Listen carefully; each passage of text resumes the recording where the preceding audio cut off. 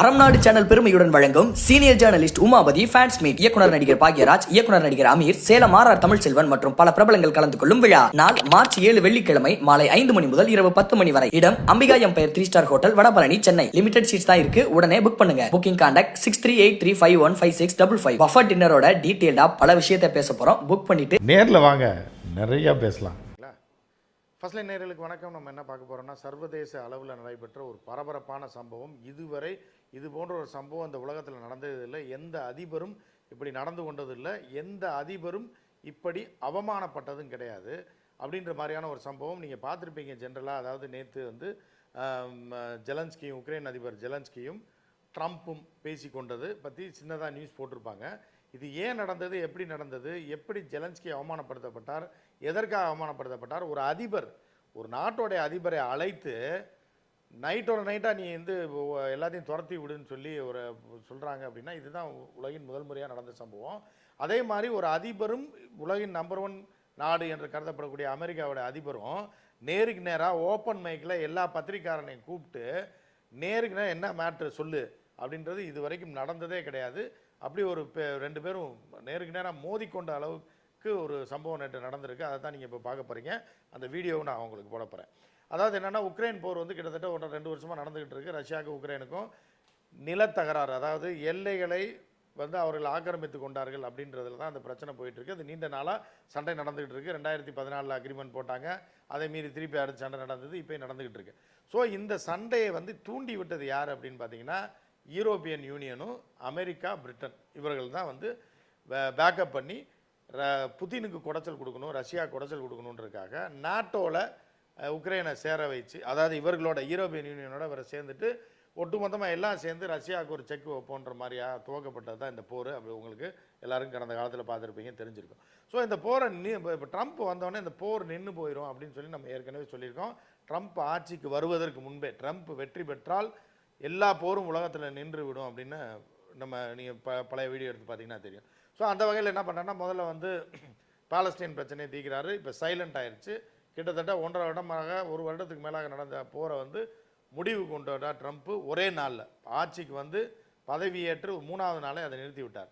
அதே மாதிரி உக்ரைன் போர் வந்து மிகப்பெரிய விஷயம். ஏன்னா ரஷ்யா வந்து ஒரு மிகப்பெரிய வல்லரசு, அமெரிக்காவோட ஒரு பெரிய வல்லரசு ரஷ்யா, அதை விட பெரிய அதிபர் புதின். ஸோ அதனால் இப்போ புதின் அமெரிக்கா சொன்னால் கேட்டுருவாரா அப்படிங்கும்போது அது ஒரு சந்தேகம் இருந்தது. ஆனால் ட்ரம்ப் சொன்னால் கேட்பார் அப்படின்ற மாதிரியான ஒரு நம்பிக்கை இருந்தது. அந்த வகையில் தொலைபேசி மூலமாக போரை நிறுத்துவது தொடர்பாக புட்டின்கிட்ட ஏற்கனவே ட்ரம்ப் பேசிட்டார். 2 முறை பேசிவிட்டார்கள். அப்போ வந்து அவனை நிறுத்த சொல்லுங்கன்னு சொல்கிறாங்க, அவன் ஒழுங்காக இருக்க சொல்லுங்கன்னு சொல்லும்போது அதற்காக என்ன பிரிட்டனை கூப்பிட்டு பிரிட்டன் பிரதமருடன் 3 நாட்களுக்கு முன்பு பேச்சுவார்த்தை நடத்துகிறார். அதே மாதிரி ட்ரம்ப் என்ன பண்ணுறாருன்னா, வெற்றி பெற்ற உடனே யூரோப்பியன் யூனியனை சேர்ந்த, குறிப்பாக ஜெர்மனு, பிரான்ஸ் அதிபர் மேக்ரான், இவங்ககிட்டலாம் வந்து பேசுகிறாரு. இதில் வந்து மேக்ரான் வந்து அறகுறை மனசில் ஒத்துக்கலை. இன்னொரு பக்கம் ஜெர்மனில் வந்து எலெக்ஷன் நடக்குது. எலெக்ஷன் நடக்கும்போது இந்த வலதுசாரிகள் என்கிற தீவிர வலதுசாரிகள் என்ன பண்ணுறாங்கன்னா, தற்போதைய ஆட்சி முறைக்கு எதிராக, அதாவது போன எலெக்ஷனுக்கு இப்போ ஒரு வாரத்துக்கு முன்னாடி அந்த எலெக்ஷனுக்கு முன்னாடி என்ன பண்ணுறாங்கன்னா, அந்த ஆளும் கட்சி இதற்கு ஒத்துக்க மாட்டேங்குது. ஆளுங்கட்சி தான் தூண்டுதலில் தான் இந்த உக்ரைன் வந்து ரஷ்யாவோட சண்டை போடுறான்னொன்னே ஆளுங்கட்சியை தோற்கடிப்பதற்கு அமெரிக்கா நேரடியாக களத்தில் இறங்குது. இப்போ எதிர்கட்சியை சேர்ந்த எஃப்டின்னு ஒரு கட்சி இருக்குது. அந்த கட்சிக்கு ஆதரவாக எலான் மஸ்கு, ஜேடி வேன்ஸ் போன்றவர்கள்லாம் ஆதரவாக பிரச்சாரம் பண்ணுறாங்க. அந்த வகையில் பார்த்திங்கன்னா, அந்த அம்மையார் ஒன்றுமே இல்லை, கட்சி 10 வருஷத்துக்கு முன்னாடி ஆரம்பித்து 3%, 2% வாக்கு வாங்கிட்டு இருந்த அம்மா இந்த எலெக்ஷனில் 20% வாக்கு வாங்கி எதிர்கட்சி தலைவராக அங்கே அமரக்கூடிய ஒரு சூழலை வந்து அமெரிக்கா உருவாக்கியது ஜெர்மனுக்கு. இது ஜெர்மனுக்கு பெரிய தலைவலியாகிடுது. ஜெர்மனை மிரட்டி வீக் ஆகியது. இப்போ வந்து ஜெர்மனில் கூட்டணி ஆட்சி தான் நடக்கிறத தவிர ஆளுங்கட்சி தனிப்பெரும்பான்மையில் ஆட்சிக்கு வர முடியல. இப்போ 10 நாளைக்கு முன்னாடி நடந்த எலெக்ஷனில் அதே மாதிரி மேக்ரானை பொறுத்தளவுக்கு பார்த்தீங்க அப்படின்னா, பிரான்ஸ் அதிபர் மேக்ரான் வீக் ஆகிட்டார். போன எலெக்ஷனில் மேக்ரான் வந்து ஹவுஸ் ஆஃப் காமன்ஸில் அவருக்கு இடமே இல்லாமல் பிரதமர் தேர்தலில் ஆட்சியை இழந்து விடுகிறார்கள். ஆனால் மேக்ரானுக்கு இன்னும் 2 வருஷம் பதவி இருக்குது. அந்த மக்கள் அவரை எதிர்த்து, நீ பதவி விலகு, உன்னால தான் பொருளாதாரம் நாசமாக போச்சு அப்படின்ற நிலைமையில் இருக்காங்க, நீ நம்ம ஊரே நாசமாக போயிட்டுருக்கு, ஆனால் உக்ரைனுக்கு காசு அள்ளி கொடுக்குறேன்னு சொல்லி அவர் மீது பெரிய எதிர்ப்பு இருக்குது. இப்படி பல்வேறு எதிர்ப்புகள்கிட்டே இந்த போரை தொடர்ந்து நடத்தி கொண்டிருக்கிறாரு. ஈகோ ப்ராப்ளத்தினால ட்ரம்ப் வந்தோன்னே என்ன பண்ணுறாருன்னா, போரை நிறுத்துக்கடான்ட்டார். போரை நிறுத்துக்கன்னா ட்ரம்ப் சொல்ல காரணம் என்னென்னா, எவனு கூட சண்டை போடுறதுக்கு அமெரிக்கா $35 பில்லியன் இலவசமாக யாருக்கு கொடுத்துருக்கு? ஜெலன்ஸ்கிக்கு கொடுத்துருக்கு, உக்ரைனுக்கு கொடுத்துருக்கு. எதுக்குடா நம்ம ஊர் வரி பணத்தை கொண்டு அவனுக்கு கொடுத்தேன்னு சொல்லி ட்ரம்ப் கேட்குறாரு. அதே மாதிரி என்னென்னா யூரோப்பியன் யூனியன் மொத்த நாடுகளும் சேர்ந்து $25 பில்லியன் கடனாக உக்ரைனுக்கு அழைச்சிருக்கு. ஆனால் அமெரிக்கா வந்து ஓசியில் தூக்கி $35 பில்லியன் கொடுத்துருக்கு. அப்படின்னா எதுக்குடா கொடுத்தீங்கன்னு கேள்வி கேட்டார். முதல்ல அந்த போரை நிறுத்தி இதுக்கு மேலே செலவு பண்ண முடியாது, எவனோ அடிச்சுட்டு போகிறான், ஆனால் போர் நடக்கக்கூடாதுன்னு சொல்லிட்டு உக்ரைன் அதிபர் ஜெலன்ஸ்கியை கூப்பிட்டு பேச்சுவார்த்தை நடத்துகிறாரு. அதுதான் நேற்று நடந்தது. இப்போ நீங்கள் இந்த காட்சியை பாருங்கள்.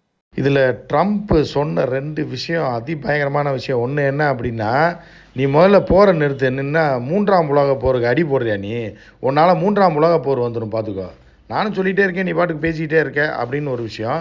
2வது விஷயம் என்ன அப்படின்னு பார்த்தீங்க அப்படின்னா, அப்படி இருக்கும்போது ஜெலன்ஸ்கி ஒரு போடுறாப்புல என்னென்னா, நீங்கள் அமெரிக்கா பெரிய ஆளாக இருக்கலாம், நாளைக்கு உங்களுக்கு புத்தினால பிரச்சனை வரும்னப்ப ட்ரம்ப் சூடாகிட்டு இங்கே பாரு அதெல்லாம் நாங்கள் பார்த்துக்கிறோம், நாங்கள் வந்து உலகத்தில் போர் நடக்கூடாது அமைதியாக இருக்கணும்னு தான் சொல்லிகிட்டு இருக்கோம் அப்படின்னு சொல்கிறாப்புல. அதை பார்த்துருங்க. But you will feel it in the future. God bless. You don't know that. God bless. You don't God know bless. that. You will not have a war. Don't tell us what we're going to feel. We're trying to solve a problem. Don't tell us what we're going to feel. I'm not telling you. Because I'm you're in no position to dictate that. That's Remember exactly this. what You're in no position to dictate what we're going to feel. We're going to feel very good. You will good. feel influence. We're going to feel very good and very strong. You will feel influence. You're right now not in a very good position. You've allowed yourself to be in a very bad position, and he happens to be right about it. From the very beginning of the war. You're not in a good position. You don't have the cards right now. With us, you start having cards. Not playing cards. Right now, you don't. You're playing cards. You're playing cards. You're gambling with the lives of millions of people. You're gambling with World War III. You're gambling with World War III. And what you're doing is very disrespectful to the country, this country, that's backed you far more than a lot of people said they should have. Have you said thank you once? இப்போ ஒருத்தர் எப்படி சண்டை போகிறாங்க, இப்படி வந்து அதிபர்கள் இந்த மாதிரி பேசிக்கிட்டதே கிடையாது. ஒரு ரூம்குள்ளே போய் பேசுவாங்க, என்ன பேசுனாங்கன்றதே வெளியில் சொல்ல மாட்டாங்க. வெளியில் வந்து ஒரு ஜாயின்ட் ப்ரெஸ் மீட் இருக்கும், கேட்குற கேள்விக்கு இவரும் சாஃப்டாக பதில் சொல்லுவார், அவரும் சாஃப்டாக பதில் சொல்லுவார். ஆனால் கட்டா பஞ்சாயத்து மாதிரி சேரை போட்டு உட்காந்து 3 பேர் வாங்கடான்னு உட்கார வச்சு, ஜேடி வேன்ஸ் துணை அதிபரை உட்கார வச்சு, ட்ரம்ப் முன்னாடி உட்காந்துட்டு வெளியுறவுத்துறை அமைச்சர் உட்கார வச்சு, பத்திரிக்காரனை பூரா கூப்பிட்டு ஜெலன்ஸ்கியும் பக்கத்தில் உட்கார வச்சு சொல்லுவோம் பிரச்சனை என்னன்னு சொல்லி ஓப்பனாக உடச்சி விட்டார் ட்ரம்ப். இதுவரைக்கும் எந்த நாடும் இன்னொரு நாட்டோடைய அதிபர்கிட்ட இப்படி பேச்சுவார்த்தை நடத்தினதா சரித்திரமே கிடையாது. ஏன் நம்ம மாநில முதலமைச்சர்கள் கூட பிரதமரோட நம்ம ஊர் பிரதமர்கிட்ட பேசும்போது கூட உள்ளே என்ன பேசுனாங்கன்னு வெளியில் தெரியாது, சத்தமெல்லாம் உள்ளே பேசிட்டு வந்துடுவாங்க, வெளியில் 1000 விஷயம் பேசுவாங்க, ஆனால் அது கௌரவமாக நடத்தப்படுவார்கள். ஆனால் உக்ரைன் அதிபர் ஜெலன்ஸ்கியை கூப்பிட்டு அவமானப்படுத்தி ஒழுங்காக போகிற நிறுத்திட்டு ஓடி போயிரு, என் காசை வாங்கி திங்கிறதுக்கு நீ யார், என் மக்களுடைய வரி பணத்தை உனக்கு காசாக கொடுத்துருக்கான் ஏற்கனவே இருந்த பைடன் கும்பல் கொடுத்து உன்னை இது பண்ணி ஏன் நாட்டு மக்கள் காசை உனக்கு எது கொடுக்கணும், நீ ஒழுங்காக போகிற நிறுத்தினோடனே உடனே உக்ரைன் அதிபர் ஜெலன்ஸ்கி என்ன சொல்கிறாப்புல, என்னை அப்படி அடிச்சுட்டான் 2014 ஒப்பந்தம் போட்டோம், அந்த ஒப்பந்தத்தை மீறினோடனே ட்ரம்ப் நேரடியாக சொல்கிறாப்புல 2014 நான் இருந்தேனா, நான் இல்லை, இப்போ நான் சொல்கிறேன் நிறுத்து ஏன்னா அப்படின்ற மாதிரி. என்னென்னா கவுண்டர் பண்ணி காமெடியில் ஒன்று வரும், அவன் பொண்டாட்டி வந்து பிச்சைக்காரனை சோறு இல்லைன்னு வட்டி விட்டுரும், உடனே வேகமாக வருவாப்புல கவுண்டர் பண்ணி, யாரா எதுக்கு என்னடா பிரச்சனை அப்படின்னு, இல்லை சோறு இல்லைன்ட்டாங்க, யார் சொன்னா வாடா அப்படின்னு கூப்பிட்டு வந்து வீட்டுக்கிட்ட வந்து சொல்லுவாப்புல, இப்போ நான் சொல்கிறேன் சோறு இல்லை போடான்ற மாதிரி. இந்த மாதிரி ஒரு காமெடி தான் நேற்று நடந்திருக்கு. ட்ரம்ப் வந்து ஜெலன்ஸ்கியை கூப்பிட்டு சோறு இல்லை போடான்ற மாதிரி நைட்டாக இந்த ஊருக்குள்ளே நீ இருக்கக்கூடாதுன்னு துரத்தி விட்டுருக்காங்க. இந்த மாதிரி ஒரு அவமானமும் எந்த அதிபருக்கும் வந்தது கிடையாது. இப்படி ஒரு பிரச்சனையும் அங்கே நடந்து முடிஞ்சிருக்கு. எனவே வந்து போர் நின்றே ஆகும். ஏன்னா அமெரிக்கா ஃபண்டிங் பண்ணுறதை நிறுத்தினா உக்ரைனால் ஆயுதம் வாங்க முடியாது, ஆயுத சண்டையும் போட முடியாது. அது ஒரு வகை. யூரோப்பியன் யூனியன் வந்து வீம்புக்குனே போய் உக்ரைனை சப்போர்ட் பண்ணாலும் அவர்கள்ட்ட காசு கிடையாது. ஃப்ரான்ஸு ரொம்ப நலிந்த நிலமையில் இருக்குது, ஜெர்மனு அதே நிலமையில தான் இருக்குது. வெளியே பார்க்கும்போது யூரோப்பிய நாடுகள் கோட்டு சூட் போட்டிருப்பான் எல்லாம் இருக்குது, ஆனால் பொருளாதாரத்தில் வீழ்ந்து கொண்டிருக்கின்றன ஐரோப்பிய நாடுகள். ஸோ எனவே வீம்புக்கு பேசினாலும் போலந்து போன்ற நாடுகளோ ஏதோ பெரிய அளவில் அமௌண்ட்டெல்லாம் கொடுத்து சண்டையெல்லாம் போட்ட முடியாது. எனவே விரைவில் இந்த போர் நிறுத்தம் ஏற்படும், உக்ரைன் அதிபர் ஜெலன்ஸ்கி மாற்றப்படுவார்.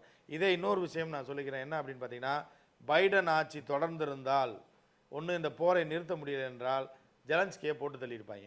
இப்போ வந்து என்னன்னா தனியாக கூப்பிட்டு ட்ரம்ப் சொன்னதுன்னா, நீ உயிரோடு இருக்கிறதே பெரிய விஷயம், ஏட்டா உன் உயிரை பாதுகாப்பதற்கும் உக்ரைன் மக்களுடைய உயிரை பாதுகாப்பதற்காக தான் நான் இந்த போரை நிறுத்த சொல்கிறேன், போய் வேலையை பாரு, ஒழுங்காக நைட்டு கூட நீ இங்கே இருக்கக்கூடாது ஓடி போயிருன்னு சொல்லி நல்லது சொல்லி துரத்தி விட்டுருக்காரு.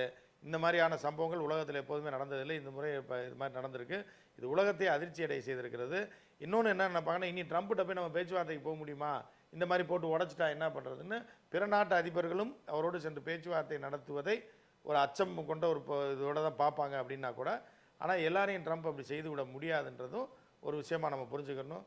மற்றும் ஒரு நிகழ்ச்சியில் சந்திப்போம். நன்றி, வணக்கம். அறம் நாடு சேனல் பெருமையுடன் வழங்கும் senior journalist Umapathi fans meet. இயக்குனர் நடிகர் பாக்யராஜ், இயக்குனர் நடிகர் அமீர், சேலம் ஆர்ஆர் தமிழ்செல்வன் மற்றும் பல பிரபலங்கள் கலந்து கொள்ளும் விழா. நாள் மார்ச் 7 வெள்ளிக்கிழமை மாலை 5 மணி முதல் இரவு 10 மணி வரை. இடம் Ambika Empire 3-star hotel, Vadapalani, Chennai. Limited seeds தான் இருக்கு, உடனே புக் பண்ணுங்க. Booking contact 6383515655. பஃபர் டின்னரோட டீடைல்டா பல விஷயத்தை பேச போறோம். புக் பண்ணிட்டு நேர்ல வாங்க, நிறைய பேசலாம்.